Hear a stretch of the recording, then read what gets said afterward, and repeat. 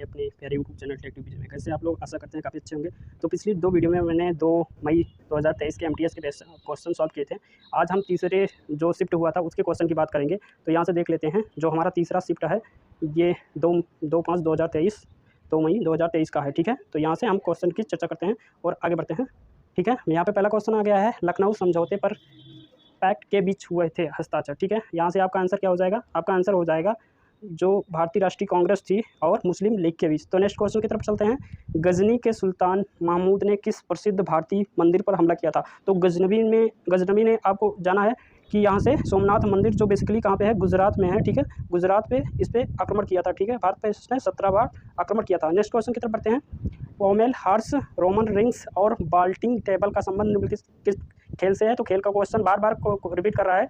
आपका SSC CGL का paper हो उसमें भी रिपीट करेगा। ठीक है, तो खेल के क्वेश्चन में यहाँ पे आंसर हो जाएगा कहाँ से? जिम्नास्टिक से। ठीक है, नेक्स्ट क्वेश्चन की तरफ बढ़ते हैं। द जोया फैक्टर द्वारा लिखित एक उपन्यास है। तो द जोया फैक्टर इसके उपन्यास है अनुजा चौहान जी के। ठीक है, नेक्स्ट क्वेश्चन की तरफ बढ़ते हैं।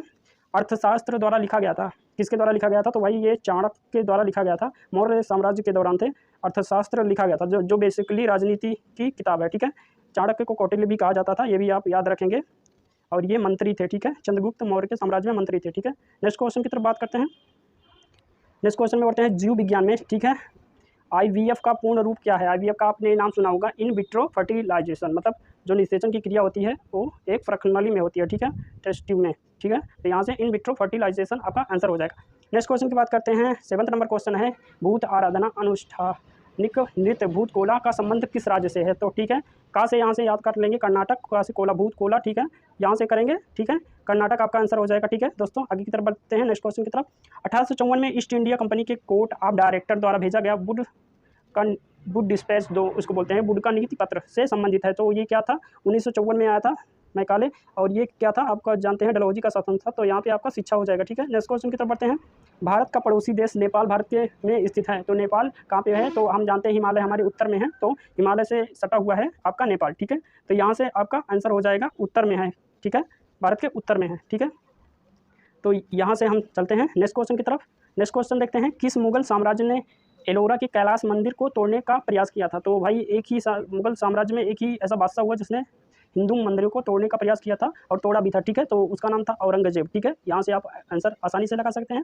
नेक्स्ट क्वेश्चन की तरफ बढ़ते हैं। जब नदी मैदानी क्षेत्र में प्रवेश करती है, मतलब पहाड़ों से होते हुए मैदानी क्षेत्र में प्रवेश करती है, तो वह मोड़दार मार्ग पर बहने लगती है। नदी के इन्हीं बड़े मोड़ों को क्या कहते हैं? तो सांप की बात, जो नदी ऐसे बहते हुई जो पहाड़ों से नीचे उतरती है उसी को है कहते हैं। तो यहाँ पे नाम पे भी देख लेते हैं। यहाँ पे भी सर्प को बोलते हैं।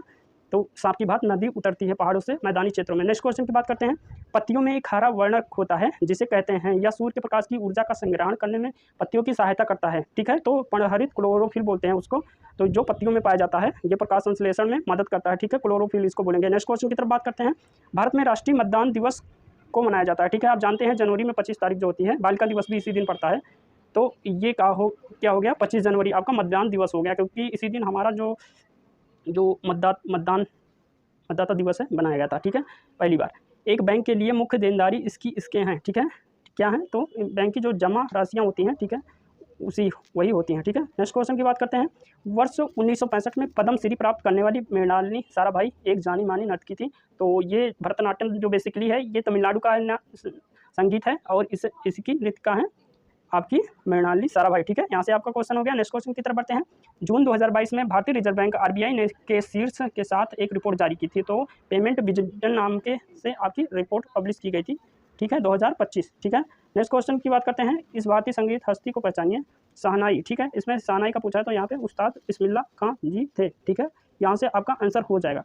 नेक्स्ट क्वेश्चन की तरफ बढ़ते हैं। Giorgia Meloni. ठीक है, जॉर्जिया मेलोनी हाल ही किस देश की महिला प्रधानमंत्री बनी? ठीक है, तो कहाँ की बनी है जॉर्जिया मेलोनी? ये आप करंट का क्वेश्चन है था। ठीक है, आपका इटली हो जाएगा। ठीक है, नेक्स्ट क्वेश्चन की तरफ बढ़ते हैं। भारतवर्ष में कौन से वन बहुतायत में पाए जाते हैं? ठीक है, तो भारतवर्ष जो है भूमध्य जो रेखा है इसके करीब है भारत। तो यहाँ पे भूमध्य रेखा के जो करीब होते हैं उष्णकटिबंधीय पर्णपाती वन होते हैं लगभग। ठीक है, तो यहाँ से ये क्वेश्चन आंसर हो जाएगा। नेक्स्ट क्वेश्चन की बात करते हैं। टेबल टेनिस में टेबल की ऊपरी सतह की लंबाई कितनी होती है? ठीक है, तो यहाँ से आपका राइट आंसर क्या हो जाएगा? 274 सेंटीमीटर में यहाँ पे होता है। ठीक है, जो प्रतिबिंब पर्दे पर प्राप्त किया जा सकता है उसे कहते हैं वास्तविक प्रतिबिंब कहते हैं। ठीक है, पर्दे पर प्राप्त किया जा सकता है उसे कहते हैं वास्तविक प्रतिबिंब। ठीक है, यहाँ से आपका आंसर हो जाएगा। नेक्स्ट क्वेश्चन की बात करते हैं। यहाँ से नेक्स्ट क्वेश्चन हो गया, निम्नलिखित में से कौन सा मोटे अनाज का एक उदाहरण नहीं है। तो ज्वार, रागी, बाजरा ये मोटा अनाज है। गेहूँ आपका क्या हो गया, मोटा अनाज आपका नहीं है। ठीक है, जो 2023 है ये मिलेट पे है, मोटे अनाज पे है, इसी का वर्ष है। ठीक है, याद रखेंगे। नेक्स्ट क्वेश्चन देखते हैं, किसी राष्ट्र की जनसंख्या के कार्यशील, ठीक है, जो मतलब एज जो कार्यशील रहती है, वर्किंग जो होता है, आयु वर्ग को समानता के बीच वर्गीकृत किया जाता है। तो ठीक है, अब देखते हैं 15 से जो आपका 59 होता है, ये क्रियाशील होती है। तो इसी तरह नेक्स्ट क्वेश्चन देखते हैं, 24 नंबर क्वेश्चन हमारा हो गया, भारतीय संविधान निम्नलिखित में से कौन सा अनुच्छेद नागरिकों के लिए समान नागरिक संहिता की बात करता है। तो ये जो सेम सिविल कोड की बात करता है। तो 44 आपका अनुच्छेद जो 44 में समान नागरिक संहिता जो पहली बार गोवा में लागू हुआ था, ठीक है, ये आपका आंसर हो जाएगा। समान नागरिक संहिता की बात भी चल रही है पूरे देश के लिए, तो ये अभी हाल में चर्चा में है, आपका क्वेश्चन पूछ सकता है। ठीक है, लास्ट क्वेश्चन है हमारा 25, हॉर्नबिल महोत्सव निम्नलिखित में से किस राज्य में मनाया जाता है। तो यहाँ से आपका आंसर हो जाएगा नागालैंड। ठीक है, नागालैंड जो है नेफ्यू रियो, इसके जो प्रधानमंत्री हैं, प्रधानमंत्री मतलब सीएम है, ये आपका कौन है, नेफ्यू रियो। ठीक है, तो यहाँ से आपका आंसर हो गया नागालैंड। तो इसी प्रकार से हम CHSL का भी प्रीवियस ईयर क्वेश्चन करेंगे। तो इसके लिए आपको करना क्या है, चैनल को सब्सक्राइब करना है, लाइक करना है, शेयर करना है, और जो भी आपके कमेंट क्वेरीज हो वो कमेंट बॉक्स में करने हैं। तो मिलते हैं किसी नेक्स्ट वीडियो में, तब तक के लिए आपको